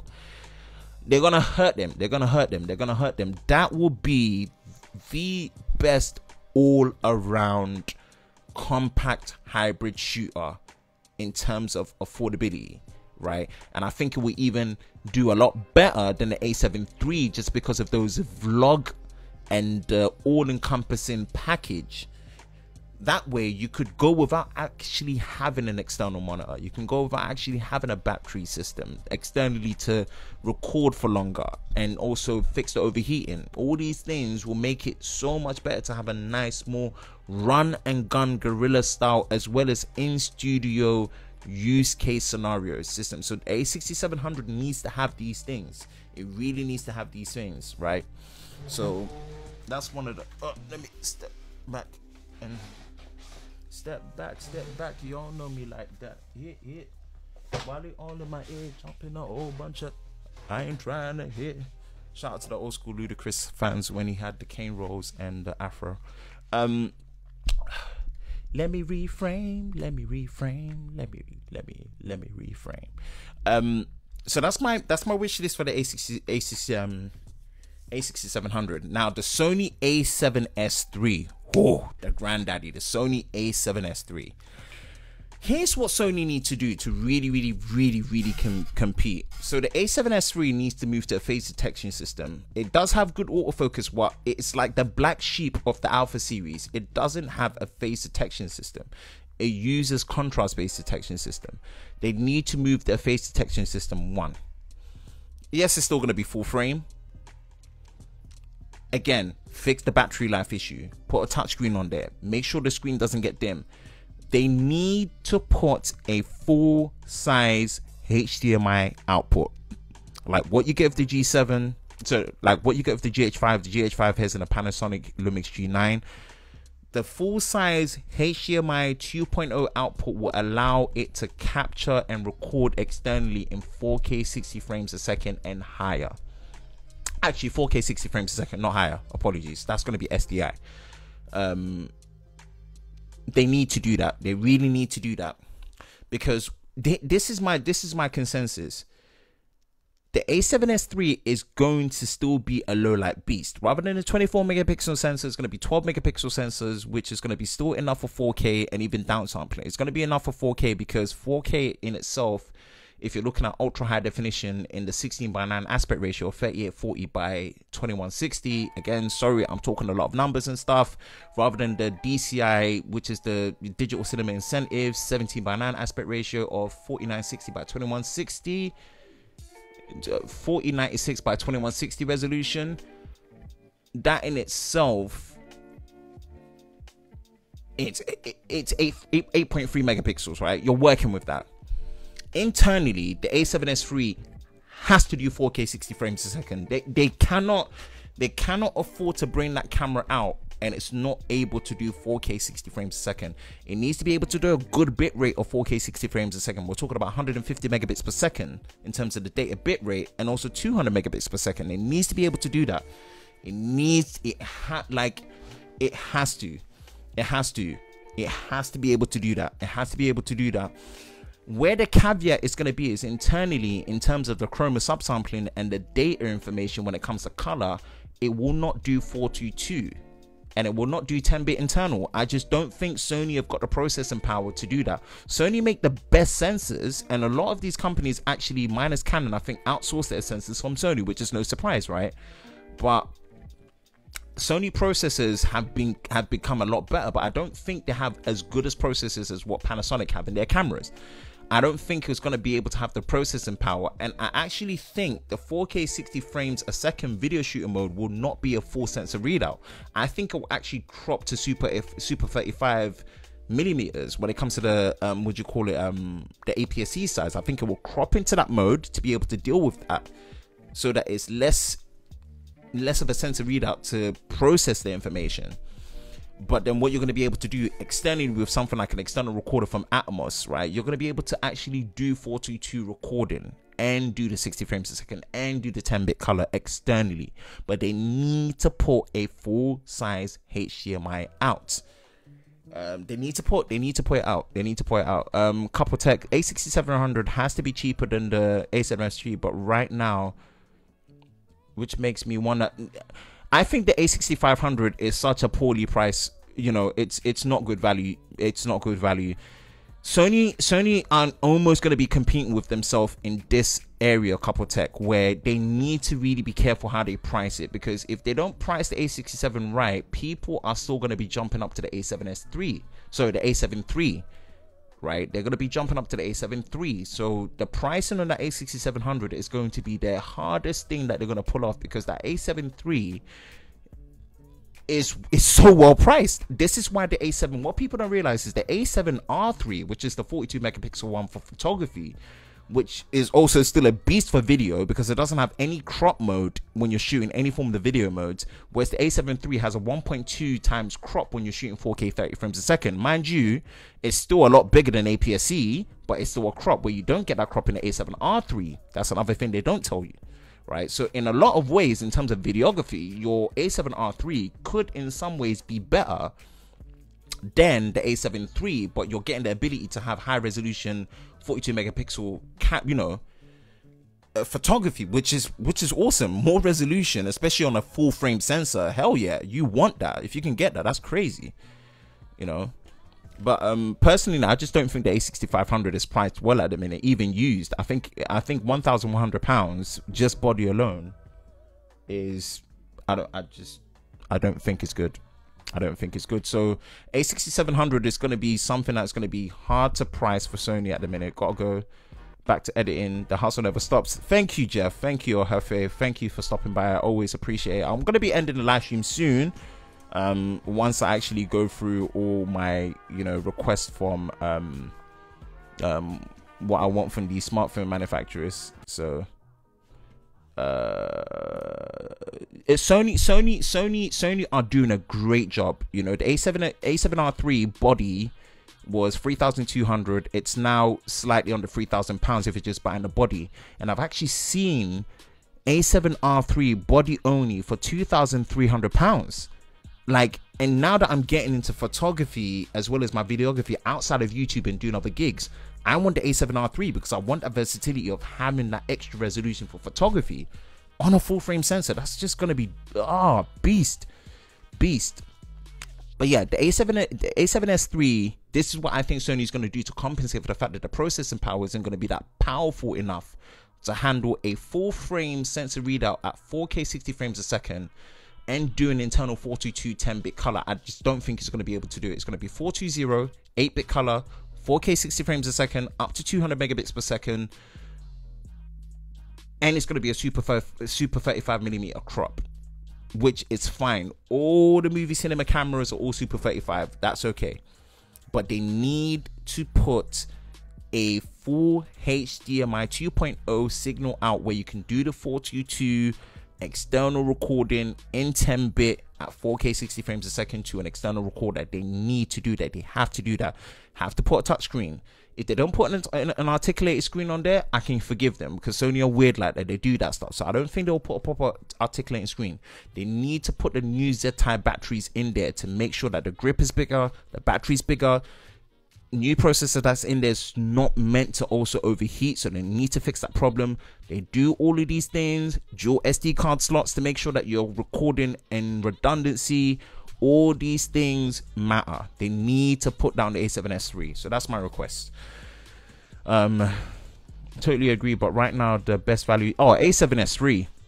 So A7 III, sorry. A7 III, and it's not because it's full frame, it's because that is the first camera next to the A9 and the A7R III where Sony have fixed all the usability problems. The screen not dimming, the screen being really bright, having a touch screen to be actually be able to use the focus and everything properly. The great battery life, the great EVF, right?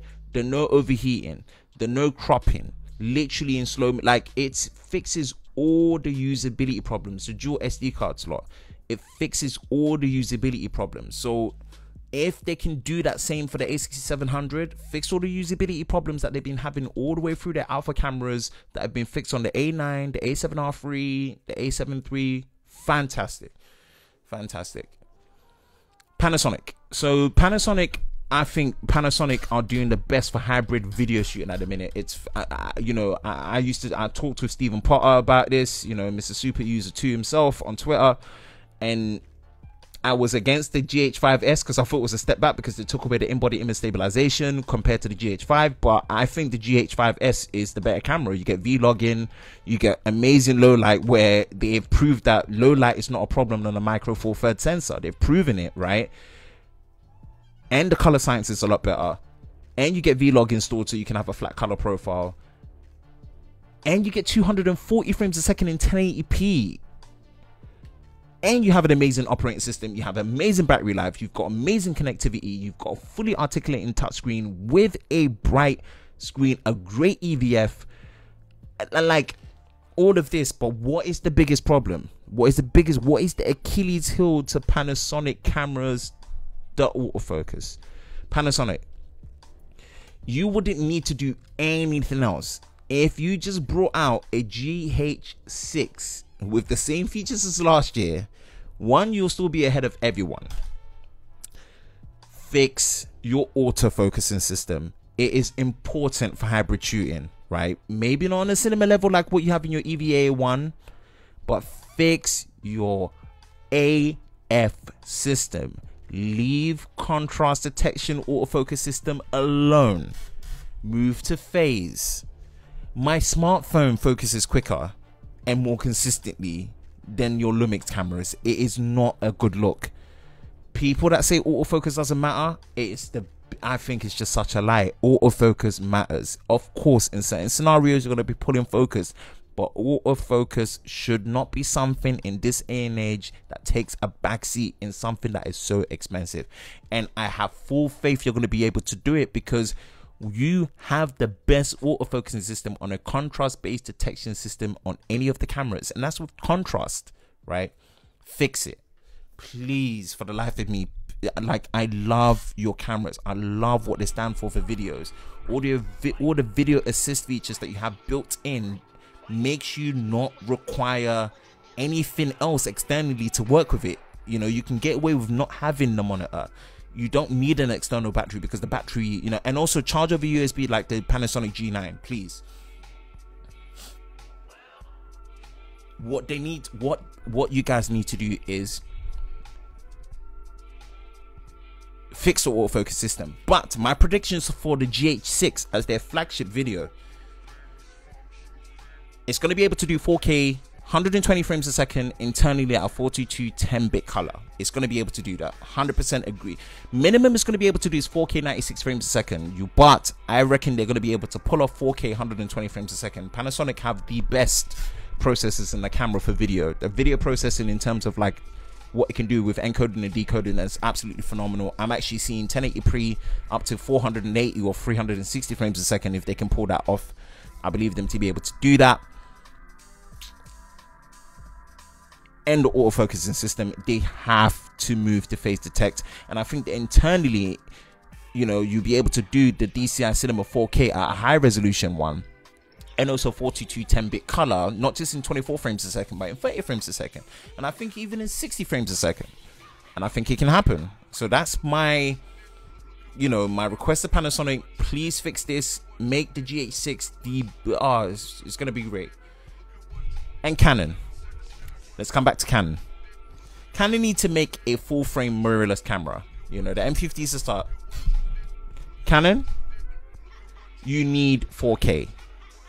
And the camera, the two cameras that are going to be really, really pivotal to Canon doing that is the replacement to the Canon 80D, the 90D. And also the upgraded or the top spec model to the M50, the full frame mirrorless camera. Canon, give us usable 4K. None of this motion or moving JPEG that you have in the 5D Mark IV or the 1DX2, which the 1DX2 is a poor purchase camera for video. Get a C200. I just wanted to throw it out there. Canon, you need to get 4K. You need to get 4K. You need to focus on more things that are video centric. Things like focus peaking. Having focus peaking in your camera, I know you can do it. You've done it in the M50. Focus peaking is a must. Your zebras for exposure is a must, right? Your like your histograms, your waveform. You need to have something in there that is more geared into helping video makers. It's not gonna hurt your cinema line. It really is not gonna hurt your cinema line. Like, it's just not going to. It's not going to. So Canon need to get their act together with 4K, like a proper usable 4K footage codec with their great dual pixel autofocus. Like, they need to get that together, and that is going to be on the Canon 90D, which is the replacement to the 80D, as well as their full frame mirrorless camera, which is going to be the top model to the Canon M50 mirrorless camera, right? Those are my requests and those are my wish lists. Let me know what you guys think. Let me know what you guys think. Let me know what you guys think. Let me know what you guys think. And I overall, you know, for all the replay crew that watch this is going strong, almost 2 hours. yes, create with, dictate what you purchase with the budget that you have. Create with what you have, get started, learn. But a lot of people say gear doesn't matter, and it is true. The foundation is great storytelling, great content, learning how to be a good reviewer, learning how to narrate and tell what you're telling well and good enough to keep people engaged. But I'm on the side where I actually do think gear matters. The gear that you buy, so long as you're buying smartly and you're buying the right gear to make your content better, I think, for me personally, I think gear matters. That's just for me. And I think buying the right gear that will aid in making sure that your production value, whether it's audio, lighting, picture quality, video quality, is of a good standard. It adds replay value, rewatchability value, production value. People will give you more of a merit, you know. So let me know what your thoughts on it are. That's just for me, my perspective. I don't know everything, but I just wanted to give my perspective on it, that, you know, being a recently kind of like accepted the fact I might be slightly a gearhead. Yeah, you know, it's being intelligent and being smart with how you purchase. But yeah, that's my 2 cents, if that helps. Whew. Wow. Let's see if there's anyone else here that is jumping on any questions at all.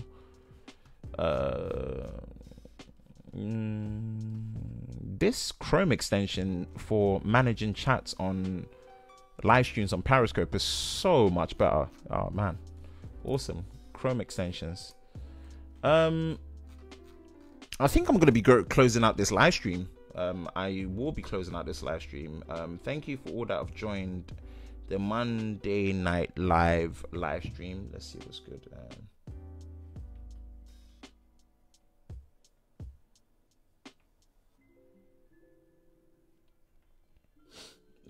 I'm just checking on Twitter to see what's good, see what's popping there, see how everyone is. And yes, World Cup is happening. This World Cup has been lit. England, shout out to Harry Kane. You've made East London and Chinkford proud. 2-1 to England. Youngest England's captain, and he banged in 2 goals, won it, man. England won. I'm happy. World Cup is going really well. World Cup is so engaging, man. This World Cup is lit. So shout out to all the people that are into football. It's called football. It's not soccer. That's me being stubborn. It's football. So yeah, I think I'm gonna be closing out this vlog. I always make this mistake. I don't know why I say vlog. Sorry. So definitely, again, man, check the link in the description below.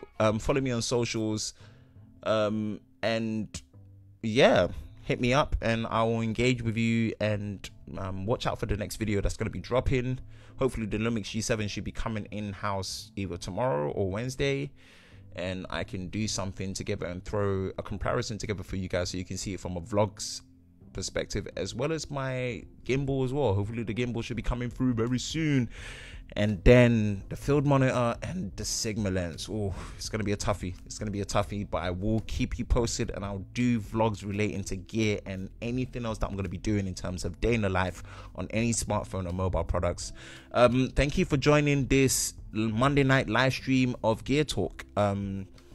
Hope you guys enjoyed it, and shout out to the replay crew that watched this as well. Thank you for being part of the replay crew and watching this through. It's much appreciated. Your quality sounds good. Thank you. Sorry that you came late and the stream is gonna be closing out. So thank you very much, guys, and I will be signing out. Peace.